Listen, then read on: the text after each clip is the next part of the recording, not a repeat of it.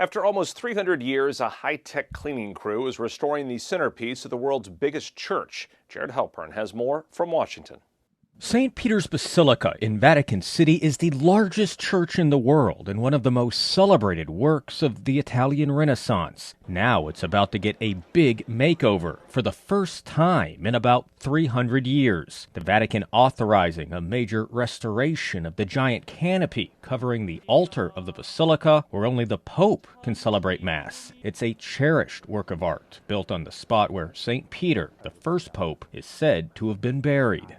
Its symbolic and religious importance is represented by its being in the center of the basilica and because there, on that altar, takes place the Eucharist.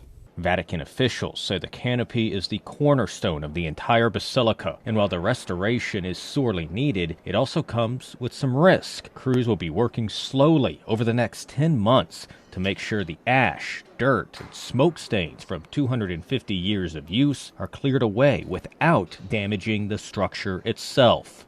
It is a monumental processional machine, almost 100 feet high at the cross. Bronze and gold are the elements that stand out in everyone's eyes.